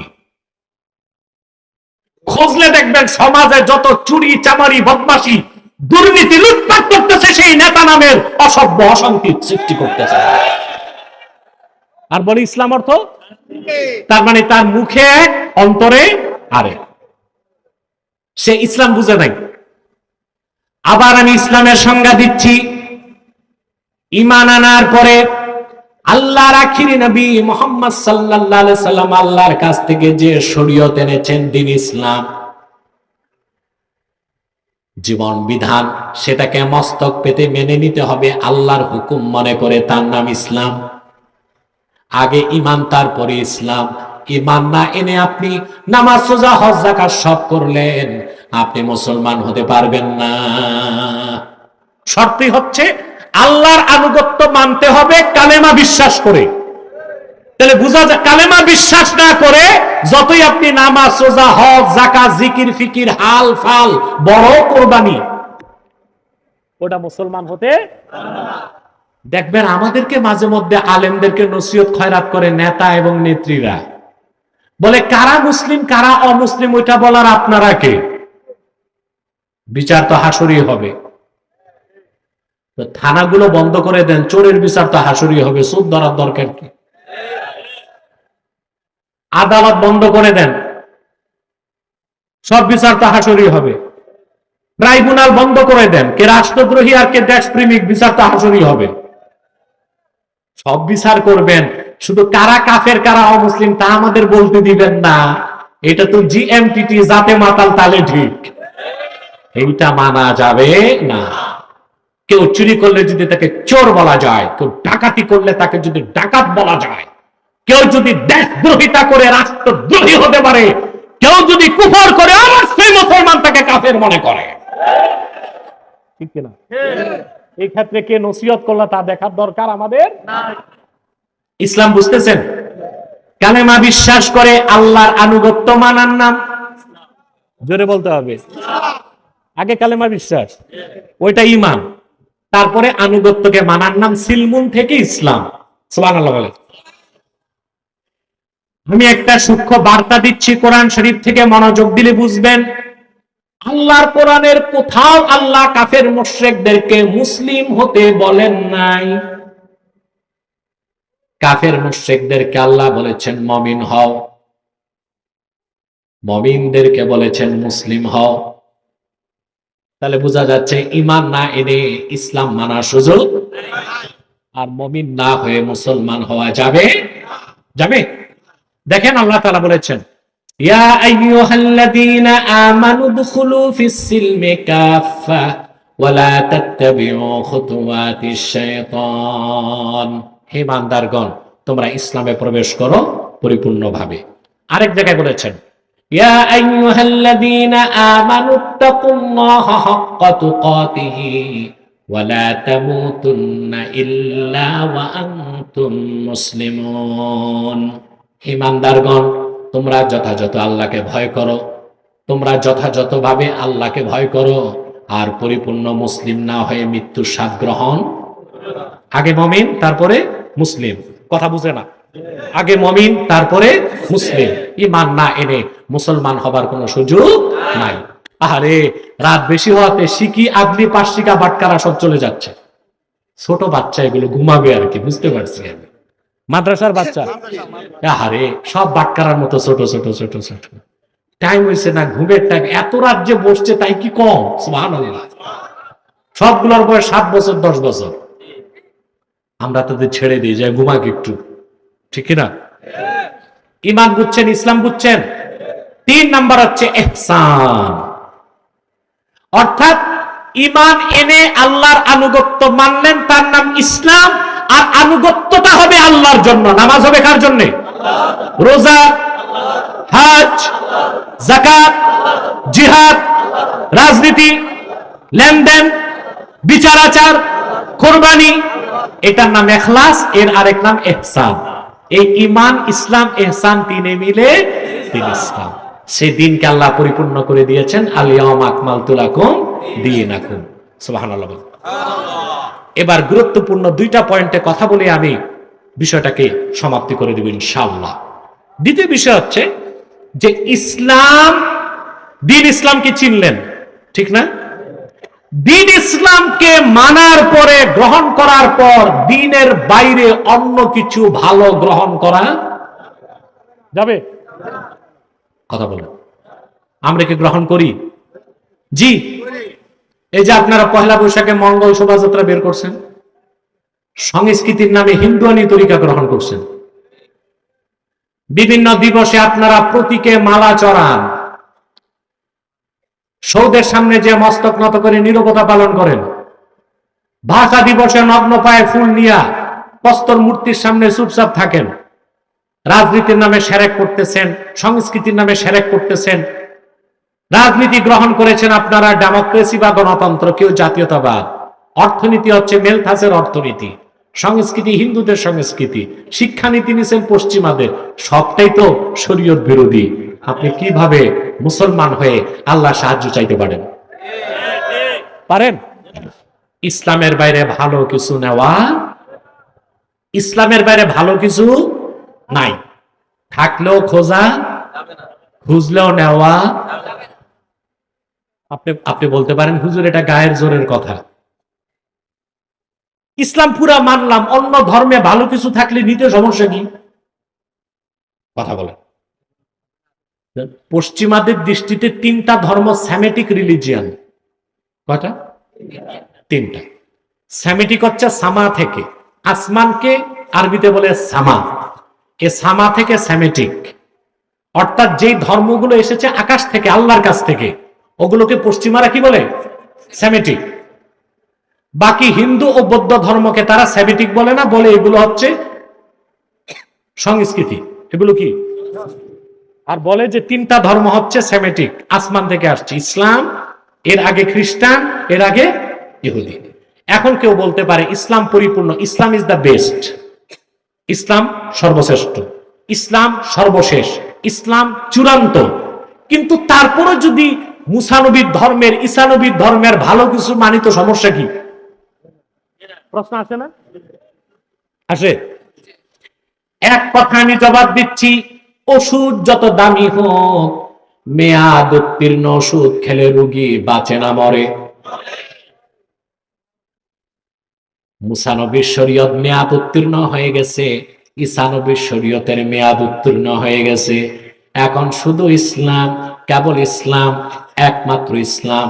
পূর্বে সেই ধর্মের মেয়াদ উত্তীর্ণ ঔষধ খেলে মরা ছাড়া গতি নাই। আছে? ক্যান্সারের সবচেয়ে দামি ওষুধ হচ্ছে কেমোথেরাপি। কি? এখন যে কেমোথেরাপির মেয়াদ চলে গেছে, ওটা দিলে ক্যান্সার রোগী বাঁচবে না, তাড়াতাড়ি মরবে। মুসা নবীর মাধ্যমে শরীয়ত এসেছে আল্লাহর কাছ থেকেই। ঈসা নবীর আগমনের মাধ্যমে মুসা নবীর শরীয়ত মেয়াদ উত্তীর্ণ হয়ে গেছে। ঈসা নবীর শরীয়ত ছিল সচল। ১৫০০ বছর আগে আখিরি নবী মুহাম্মদ সাল্লাল্লাহু আলাইহি সাল্লামের দিন ইসলাম পরিপূর্ণ করে দেবার মাধ্যমে আল্লাহ তাআলা ঈসা মুসা সবার দিন ধর্মের মেয়াদ উত্তীর্ণ করে দিচ্ছেন। ডেট এক্সপায়ার্ড, মেয়াদ উত্তীর্ণ। এখন ইসলামের বাইরে ওই সব ধর্ম থেকে ভালো কিছু নেওয়া যাবে না। Date fail. কি ফেল? Date fail. ওষুধ খেলে রোগী বাঁচবে না মরবে? নেওয়ার সুযোগ। এবার আসেন, তাহলে আমরা তৃতীয় যে কথাটা বলছি, আমরা পৃথিবীতে আজকে মার খাচ্ছি। মার খাচ্ছি না? কেন মার খাচ্ছি? আজকে আমরা বাংলাদেশের 14 কোটি মুসলমান, যারা আমাদের পদধূলার মর্যাদাও রাখে না, তারা আজকে আমাদের উপর লাঠি গড়াবার চেষ্টা করছে। এটা কি ইজ্জত না জিল্লাত? পৃথিবীর প্রতিটি জনপদে আজকে মুসলমান নির্যাতিত, নিপীড়িত। কি মধ্যপ্রাচ্যে, কি দূর প্রাচ্যে, কি নিকট প্রাচ্যে, মুসলমানরাই নির্যাতিত এবং নিপীড়িত। তার একটাই কারণ, মুসলমান দিন থেকে সরে গেছে। আমরা যে পরিপূর্ণ দিন ইসলাম পেয়েছি আল্লাহর কাছ থেকে, আমাদের এই দিনে ফিরে আসতে হবে। আবু দাউদ শরীফের হাদিস, হাদিস নাম্বার 3262, আল্লাহর হাবিব সাল্লাল্লাহু আলাইহি ওয়াসাল্লাম ইরশাদ করেছেন, ইদা তাবায়াতুম বিল আইনা ওয়া আখাযতুম আযনাবাল বাকর ওয়া রাদিতুম বিয-যার'i ওয়া তারাকতুমুল জিহাদ সাল্লাল্লাহু আলাইকুম যুল্লান লা ইয়ানজাউহু হাত্তা তারজিউ ইলা দীনিকুম। আল্লাহর হাবিব বলেছেন, আমার উম্মত, যখন তোমরা হারাম লেনদেন ব্যবসা বাণিজ্য করবা, গরুর লেজকে আঁকড়ায় ধরবা, কৃষিকাজ অর্থনীতিতে বেশি মনোনিবেশ করবা, ওয়া তারাকতুমুল জিহাদ, জিহাদ ছেড়ে দিবা, আল্লাহর পক্ষ থেকে তোমাদের উপর জিল্লত চলে আসবে। সে জিল্লত ও বেইজ্জতি থেকে তোমরা বাঁচতে পারবা না যতক্ষণ না আবার দিনের পথে ফিরে আসো।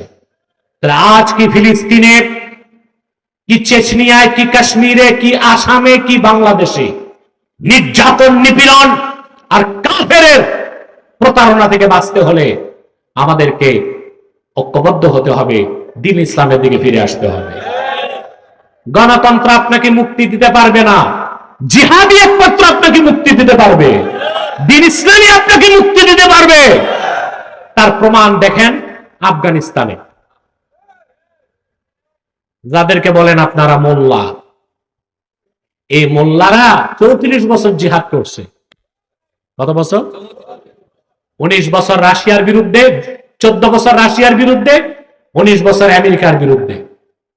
যে মোল্লাদের কাছে পাগড়ি, টুপি, জায়নামাজ ছাড়া কিছু নাই, আর আছে এক একটা AK-47, আর বিপক্ষে এসেছে সোভিয়েত রাশিয়া এবং আমেরিকা, 34 বছর যুদ্ধ করছে, তারা নিয়ে এসেছে অত্যাধুনিক ফাইটার, টমাহক ক্ষেপণাস্ত্র, পৃথিবীর সবচেয়ে সেরা জার্মান লেপার্ড ট্যাঙ্ক, স্যাটেলাইট ব্যবস্থা, সবকিছু আছে।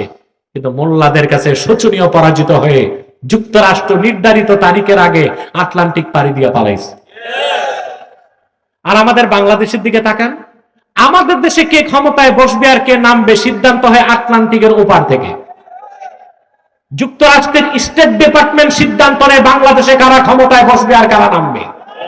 তা আমরা কিভাবে স্বাধীন হলাম? বাংলাদেশে কারা ক্ষমতায় বসবে আর কে নামবে সিদ্ধান্ত নেওয়ার অধিকার তো জনগণের নাই। যুক্তরাষ্ট্রের স্টেট ডিপার্টমেন্ট নির্ধারণ করে দেয় কারা ক্ষমতায় যাবে, কারা নামবে। ওই আমেরিকা থেকে চোখ রাঙালে আমার দেশের নেতারা বাংলাদেশে পেশাব করে দেয়। এটা ইজ্জত না, এটা জিল্লাত। ওই মোল্লাদের মতো আমরা যদি দিনের পথে ফিরতাম আর জিহাদকে ধরতাম, তাহলে পশ্চিমাদেরকে পাগলা কুত্তা পিঠে যেমন ঠিক করা হয়, বাইডেন, শ্যারন আর নেতানিয়াহুকে পিঠে তাদের বিষ দাঁত ভেঙে দিতে পারতাম আমরা, ঠিক কিনা বলে? আমাদের ইজ্জত আল্লাহর কোরআন এনে দিবে।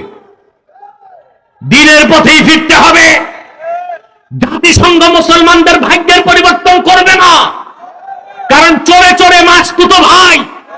জাতিসংঘ আমেরিকায় তারা খ্রিস্টান, ফিলিস্তিনিদেরকে মারে ইহুদিরা, তারা ইহুদি, খ্রিস্টান, ইহুদি, সমস্ত মুসলিম একটি জাতি। আল কুফরু মিল্লাতুন ওয়াহিদা। জাতিসংঘ কোনদিন মুসলমানের সমাধান করে দিবে না। তার প্রমাণ আপনারা দেখেছেন ফিলিস্তিনে। এই পৃথিবীর সবচেয়ে বড় সন্ত্রাসী দেশ ইসরায়েল। জাতিসংঘ ইরানকে সন্ত্রাসী দেশের তালিকায় এনেছে, আফগানিস্তানকে সন্ত্রাসী দেশের তালিকায় এনেছে, উত্তর কোরিয়াকে সন্ত্রাসী দেশের তালিকায় এনেছে, চায়নাকেও সন্ত্রাসী দেশের তালিকায় আনতে চেষ্টা করেছে। কিন্তু এই পৃথিবীর একটা অবুঝ শিশুকে যদি জিজ্ঞেস করা হয় পৃথিবীর সবচেয়ে বড় সন্ত্রাসী দেশ কোনটা, বাংলাদেশে না আমেরিকাতেও যদি কোনো বাচ্চাকে জিজ্ঞেস করা হয় পৃথিবীর সবচেয়ে বড় সন্ত্রাসী দেশ কোনটা, আমেরিকার বাচ্চারাও বলবে most terrorist state in the world Israel. পৃথিবীর সবচেয়ে বড় সন্ত্রাসী দেশ হচ্ছে ইসরায়েল। জাতিসংঘ সেই ইসরায়েলকে স্যাংশন দেয় না, আমেরিকা সেই ইসরায়েলকে স্যাংশন দেয় না। কিন্তু ফিলিস্তিনের মুসলমান গত 7 অক্টোবর যখন জিহাদের পথকে বেছে নিল, জাতিসংঘের সমাধান মানে নাই। 70 বছর ইসরায়েলের যে 20 দাঁত গজাইছে তা ভেঙে দিছে আলহামদুলিল্লাহ। যদিও বা 35,000 মুসলমানের রক্ত ঝরেছে, কিন্তু ইসরায়েলকে উচিত শিক্ষা দিয়ে দিছে মুসলমানের বাপ। তাহলে মোদ্দা কথা, আমার বক্তব্যের সাবস্টেন্স এটাই, আমাদেরকে মানব রচিত তন্ত্র মন্ত্র মতবাদকে লাঠি মেরে দ্বীন ইসলামকে আঁকড়ে ধরতে হবে।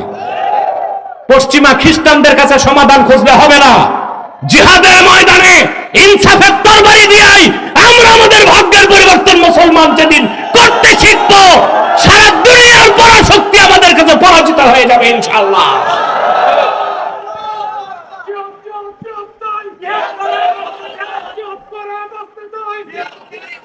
সাদাকাল্লাহুল আযীম ওয়া সাদাকা রাসূলুহুন নবিয়ুল কারীম ওয়া নাহনু আলা যালিকা মিনাশ শাহিদিন ওয়াশ শাকিরিন ওয়ালহামদুলিল্লাহি রাব্বিল আলামিন। আমি আর আপনাদের কষ্ট দিব না। যে মেসেজ, যে বার্তা আমি কোরআন কারীম থেকে দিলাম, তার হৃদয়ে লালন করে বাড়ি যাবেন, পারবেন ইনশাআল্লাহ। বিদায় লগ্নে একটি কথা বলছি, এখানে আপনারা বিভিন্ন দল মতের লোক আছেন না? কেউ আওয়ামী লীগ, কেউ বিএনপি, কেউ জাতীয় পার্টি, কেউ জামাত, কেউ আলিয়া, কেউ কওমি, কেউ সাদা টুপি, কেউ কালো টুপি, আছেন না? আমি আপনাদেরকে করজোর অনুরোধ করব, থাকুক দলীয় মতভেদ,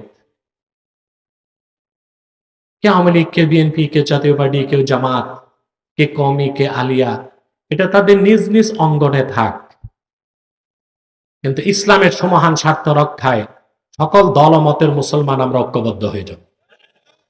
রাজি আছেন? তিনটি স্বার্থে আমরা এক হব। কয়টি? ইসলামের সুমহান স্বার্থ রক্ষায় আমরা ঐক্যবদ্ধ হয়ে যাব। মুসলমানদের মৌলিক যত দাবি আছে বাংলাদেশে আদায় করতে আমরা এক হয়ে যাব। 3, দেশের স্বাধীনতা অক্ষুণ্ণ রাখতে আমরা এক হয়ে যাব। আমাদের এই তিনটি স্বার্থের বিরুদ্ধে কাজ করতেছে বাংলাদেশে 3টি অমুসলিম সম্প্রদায়। তার মধ্যে সবচেয়ে জঘন্য হচ্ছে কুখ্যাত কাদিয়ানী সম্প্রদায়। নিঃসন্দেহে তারা কাফের এবং অমুসলিম। তাদেরকে যারা কাফের বলবে না, তারাও কাফের। বাংলাদেশ দেশ স্বাধীনের আগ থেকে দেশের আলেমরা, মুসলমানরা দাবি করে আসতেছে কাদিয়ানীদেরকে অমুসলিম ঘোষণা করো, কিন্তু কোন সরকার আলেমদের, মুসলমানদের এই দাবি মানে না। তার কারণ একটাই, আমরা এক হইতে পারি না। ঠিক কিনা বলেন না? তাহলে আমাদের সকল দলের মুসলমানের দাবি কাদিয়ানীদেরকে অমুসলিম ঘোষণা করতে হবে। তারা মানুষকে ধোঁকা দিচ্ছে। মুসলমানদের মতো দাড়ি রাখে, টুপি লাগায়, মুসলমানদের মতো নাম রাখে, তাই বলে কি তারা মুসলমান হবে? দাড়ি রাখলে কেউ যদি মুসলমান হতে পারত, তো রবীন্দ্রনাথ ঠাকুরের চেয়ে বড় মুসলমান কে হইতেন? সে মুসলিম ছিল? বলেন, না মুসলিম ছিল। টুপি লাগালে মুসলমান হওয়া যায়? আপনারা দেখবেন ভারত পার্লামেন্টে কংগ্রেসের হিন্দু এমপিরাও লম্বা টুপি লাগায়, দেখছেন? সাদা টুপি। আর এই হিন্দুরা টুপি লাগায় কি মুসলমান হয়ে যাবে? নাম রাখলে মুসলমান হওয়া যায়? এক শয়তান বোতলে পেশাব করে উপরে নাম লেখছে শরবত, শরবত হবে? তদ্রুপ কাদিয়ানীরা কাফের। আব্দুল্লাহ ওয়াল আব্দুল সামাদ, মুবাশশির আলী, কবির চৌধুরী, শাহরিয়ার কবির আর নিঝুম মজুমদার, এসব নাম রাখার দ্বারা তারা মুসলমান হতে পারে না। আমার ভাইয়েরা, আমার বন্ধুরা, আমার আল্লাহ নূর নবীজি আমার মুহাম্মদ সাল্লাল্লাহু আলাইহি সাল্লামের ইসলাম ও কোরআনের হাজার হাজার হাজার বছর পরে বর্তমান ভারতের কুখ্যাত পাঞ্জাবের কুখ্যাত গুরুদাসপুরের কুখ্যাত কাদিয়ানে ইংরেজ আমলে এক শয়তান নিজকে নবী দাবি করছে। চিল্লায় বলেন নাউজুবিল্লাহ। শয়তানটার নাম রেখেছিল তার বাপ মির্জা গোলাম আহমদ কাদিয়ানী। সাবধান, তাকে গোলাম আহমদ বলা যাবে না, কারণ গোলাম আহমদ অর্থ আহমদ এর গোলাম। কোন কাফের কোনদিনও গোলাম আহমদ এর গোলাম হতে পারে না। আর কাদিয়ানের কাযযাব ছিল শেষ দরজার কুখ্যাত কাফের। সে গোলাম আহমদ এর গোলাম ছিল না, সে ছিল কুখ্যাত শয়তানের কুখ্যাত গোলাম। কাদিয়ানের কাযযাব, মিথ্যানবুয়তের দাবিদার, ইংরেজদের পা চাটা গোলাম মির্জা গোলাম শয়তান কাদিয়ানির উপর গজব এসেছে 1908 সালে। যখন গজব এসেছে, কাদিয়ানের কাযযাব, মিথ্যানবুয়তের দাবিদার মির্জা গোলাম শয়তান কাদিয়ানি ইংরেজদের পা চাটা গোলাম মির্জা গোলাম শয়তান কাদিয়ানী 1908 সালে ধ্বংস হয়ে কুখ্যাত জাহান্নামের কুখ্যাত কুকুরে পরিণত হয়েছে, তার অনুসারীরাও ধ্বংস হয়েছে। বর্তমানে কিছু কাদিয়ানী বাংলাদেশে আছে যারা ইসলাম ও মুসলমানের বিপক্ষে চক্রান্ত করে যাচ্ছে। তাদেরকে নির্মূল করার জন্য সকল দলের মুসলমানকে ঐক্যবদ্ধ হইতে হবে। রাজি আছেন? নাম পরিবর্তন করে করে তারা মিথ্যা পরিচয় দেয়। কখনো নিজেদের পরিচয় দেয় আহমদী জামাত, কখনো বলে আহমদিয়া জামাত, কখনো বলে আহমদী সম্প্রদায়, কখনো বলে আহমদিয়া সম্প্রদায়, কখনো বলে আহমদী মুসলিম জামাত, কখনো বলে আহমদিয়া মুসলিম জামাত। সাবধান, যত কাদিয়ানি ছিল আছে থাকবে, তারা কেউ আহমদী জামাত নয়, আহমদিয়া জামাত নয়, আহমদী সম্প্রদায় নয়, আহমদিয়া সম্প্রদায় নয়, আহমদী মুসলিম জামাত নয়, আহমদিয়া মুসলিম জামাত নয়, তারা শয়তানি জামাত, কুখ্যাত জাহান্নামের কুখ্যাত কুকুরের দল। আমাদের সকল দলের একটাই দাবি, কি আওয়ামী লীগ, কি বিএনপি, কি জাতীয় পার্টি, কি জামাত, কি কওমি, কি আলিয়া, সকল মুসলমানের একটাই দাবি, অনতিবিলম্বে স্বাধীন বাংলায় শয়তান কাদিয়ানীদেরকে রাষ্ট্রীয়ভাবে অমুসলিম ঘোষণা করতেই হবে, করতেই হবে, করতেই হবে। এই দাবি আদায় যদি তাহরিকে ছাত্রের বাংলাদেশের ব্যানারে জানমাল দেবার ডাক আসে, কারা কারা প্রস্তুত আছেন হাত তুলুন। তাকবীর, নারায়ে রিসালাত, কাফির কাফির, সম্মানিত সুধী, কাফির। সম্মানিত সুধী, তাদেরকে আপনাদের কাদিয়ানীরা আপনাদের শাহরাস্তিত আস্তানা করে ফেলছে, আপনাদের চাঁদপুরে আস্তানা করে ফেলছে, 100 আস্তানা করছে বাংলাদেশ। অথচ আপনারা চাঁদপুরের মানুষ ঘুমে আছে, জানেনই না। জানবেন কেমনে? আলেমরা, মৌলবীরা, পীরেরা বলে না তো, সতর্ক করে না তো। ওনারা আসে, কিছু নসিহত করে, পকেট গরম করে চলে যায়, ঠিক কিনা? কিন্তু যে দায়িত্ব তাদের উপর, তা পুরোপুরি আদায় করছে না। অতএব আপনাদেরকে ঐক্যবদ্ধ হতে হবে। তাদেরকে অর্থনৈতিক সহযোগিতা করবেন না, করেন আপনারা? জি করেন। প্রাণ কোম্পানির যত জিনিস তাদের, সেজান কোম্পানির জুস তাদের, আর FL এর পণ্যগুলো তাদের, প্রথম আলো, ডেলি স্টার, কালের কণ্ঠ তাদের। এগুলো ধরবেন না, কিনবেন না, বেচবেন না, মনে থাকবে। আরেক পা মুসলিম সম্প্রদায় আমাদের বিরুদ্ধে কাজ করছে, এটা হচ্ছে ইসাই তরিকা, খ্রিস্টানদের একটা গোপন দল। 1975 সালে তারা মাঠে নামছে, এই পর্যন্ত 2.5 লক্ষ মুসলিম পরিবারকে খ্রিস্টান বানাইছে। এদের পরিচয় দেয় এরা ইসাই মুসলমান, মানুষকে খ্রিস্টান বানায়, তারপর বলে তুমিও মুসলমান, তবে তুমি ঈসার উম্মত মুসলমান। নাউজুবিল্লাহ বলবেন। ঈসার উম্মত মুসলমান না খ্রিস্টান? এইভাবে তারা মানুষকে ধোঁকা দিচ্ছে। তাদের মাস্টার প্ল্যান হচ্ছে 2050 সালের মধ্যে তারা পার্বত্য চট্টগ্রামকে আলাদা করে একটা খ্রিস্টান রাষ্ট্র বানাবে, নামে খ্রিস্টান রাষ্ট্র চালাবে ইহুদিরা। এই যে KNF, কুকি চীন, এরা কারা? এরা বনি ইসরায়েল, ইহুদি। এরা কি ইহুদি? আমরা জানি তারা বৌদ্ধ উপজাতি না, তারা ইহুদি। আমার বক্তব্যে গত বছর আমি বলেছি এটা, তারা ইহুদি, বনি ইসরায়েল। KNF কে ইসরায়েল টাকা দেয় এই দেশের স্বাধীনতায় আঘাত করতে। আমার দেশের বুদ্ধিজীবীদের উপর আমার এখন আর অভিমান হয় না, এগুলো একরকম জন্তু। এরা আলেম ওলামা, পীর মা শেখদেরকে রাজাকার বলে, দেশ বিরোধী বলে, স্বাধীনতার শত্রু বলে। আর কুকি চীনের ইহুদিরা দেশকে ভাগ করতেছে, খ্রিস্টানরা দেশের স্বাধীনতায় পিছন দিক দিয়ে ছুরি মারতেছে, তাদের বিরুদ্ধে তাদের কোনো বক্তব্য নাই, কারণ মাল পানি আসে। যদি তারা তাদের বিরুদ্ধে বলে তো সাপ্লাই বন্ধ। কি বন্ধ?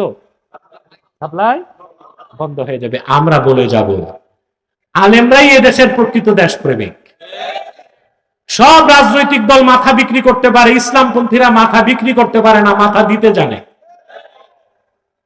আর সবাই ম্যানেজ হয়। কি হয়? ম্যানেজ হয়। এগুলো ম্যানেজ করে আমেরিকা স্টেট ডিপার্টমেন্টের মাধ্যমে, ইসরায়েল করে, করে কিছু না। ভারত কোনো শক্তিশালী দেশ না, এটার কাজ হচ্ছে আমেরিকার গোমস্তামি গড়া, এই একটা কাজ, আর কোনো কাজ নাই তার। মাঝে মধ্যে চায়না উষ্টা টুষ্টা দিয়ে একটু সিধা করে, সিধা তো হবে না, কুকুরের লেজ বাঁকাই থাকে, এটা কখনো সিধা হয় না। আমাদেরকে ঐক্যবদ্ধ থাকতে হবে দেশের স্বাধীনতা অক্ষুণ্ণ রাখতে। পারবেন না ইনশাল্লাহ? আপনারা এখন ঝগড়া করেন টুপি নিয়ে, কই তোর গোল টুপি, তোর পাঁচকুল তুই ওহাবি, তো ওইটাকে তুই বেদাতি। এগুলো করতে করতে তো ভাই দেশ হারাবেন, তখন তো কল্লাই থাকবে না, টুপি লাগাইবেন কই? কথা বলেন। এগুলো নিয়ে যদি মারামারি করেন দেশ তো হারাবেন। পাঁচ কল্লি হোক, 7 কল্লি হোক, 3 কল্লি হোক, একটা কল্লি না থাক, টুপি লাগাইবেন কি মাথায় না হাঁটুতে? বুঝেন না কথা? মাসলাক ভিন্ন জিনিস। আমারে ফাঁসি দিল, আমি আমার মাসলাক ছাড়বো? আর আপনাকে কেয়ামত তো কোয়াজ করে বুঝালে আপনি আপনার মাসলাক ছাড়বেন? আমার মাসলাক আমার, তোমার মাসলাক তোমার, মাসলাক যার যার, দ্বীন ইসলাম সবার। এটাই আমার মিশন, এটাই আমার ভিশন। তাহরিক এই কাজটি করার চেষ্টা করছে, কিন্তু মাঝে মধ্যে কিছু পার্সেজ হওয়া বক্তা ফাটল সৃষ্টি করে দেয়। বুঝলেন? সোশ্যাল মিডিয়াতে বিভিন্ন বিষয় নিয়ে ফতুয়াবাজি করে বিতর্ক সৃষ্টি করে। তার কারণ হচ্ছে ইংরেজদের একটা পুরানো নীতি হচ্ছে ডিভাইড এন্ড রুলস, ভাগ করো শাসন করো। আলেমরা যত নিজেরা মারামারিতে লিপ্ত থাকবে, কাফের মুশরিক বাংলাদেশে তাদের এজেন্ডা বাস্তবায়ন করবে। আর সমস্ত মাসলাকের আলেমরা যদি এক হয়ে দ্বীনের সাথে কাজ করে, তখন সবার নজর থাকবে কাফের মুশরিক বেঈমানের বিরুদ্ধে। তখন বিজাতির পক্ষে বাংলাদেশে একটি এজেন্ডা বাস্তবায়ন করা সম্ভব। আল্লাহর পবিত্র সত্তার কসম করে বলছে, মুসলমান সব মাসলাকের আলেম যদি এক হয়, 24 ঘন্টায় বাংলাদেশে কোরআনের হুকুমত কায়েম করা সম্ভব। এই জন্য আলেমরা যেন এক হইতে না পারে, এই জন্য বিলিয়ন বিলিয়ন ডলার খরচ হচ্ছে। বুঝেন না? আমার দেশের কিছু কম বয়স্ক আলেম আছে, বুঝে না, সোশ্যাল মিডিয়ায় ভাইরাল হইতে ফতুয়া একটা দিয়ে বসে থাকে। বুঝেন না? ফতুয়া একটা দিয়ে বসে থাকে, তার ধান্দা ভাইরাল হবে। বুঝেন না? কিন্তু সে যে উম্মাহের কত বড় ক্ষতি করে দিল, এটা সে চিন্তাও। আল্লাহ আমাদেরকে রক্ষা করুন। আরেকটা ফেরকা আছে, নামছে, এটার নাম হিজবুত তাওহীদ। এটা হিজবুত তাওহীদ না, হিজবুত শয়তান। এদের কাজ একটাই, জনগণ থেকে, আলেমদের থেকে জনগণকে সরানো। কারণ আপনারা জানেন যে বকরির পালের রাখাল নাই, ও বকরি যায় বাঘের পেটে। আর যে কওমের নেতৃত্বে আলেমরা থাকবে না, ওই আলেম যাবে বিজাতির খপ্পরে। স্পেন একটা মুসলিম রাষ্ট্র ছিল না? স্পেন এখন কাদের হাতে? কথা বলে না, অমুসলিমদের হাতে। ফিলিপাইন একটা মুসলিম অধ্যুষিত রাষ্ট্র ছিল না? ফিলিপাইন এখন কাদের হাতে? খ্রিস্টানদের হাতে। নাকের ডগায় আরাকান, এটা একটা স্বাধীন মুসলিম রাষ্ট্র ছিল, আরাকান, এটা এখন কাদের হাতে? উগ্র বৌদ্ধদের হাতে। তো বাংলাদেশের মুসলমান এটা মনে করেন না 3 লাখ মসজিদ আছে, 10,000 মাদ্রাসা আছে, যদি এক হইয়া কাজ করতে না পারেন, হঠাৎ ঘুম থেকে উঠে দেখবেন স্বাধীনতা হারাইছেন। বুঝেন নাই? আমার হৃদয়ের এই ব্যথাটা বাকি আলেমরা যেন অনুভব করে, আমি চেষ্টা করে যাচ্ছি। আমি জানি না আল্লাহ আমাকে সফল করবেন কিনা।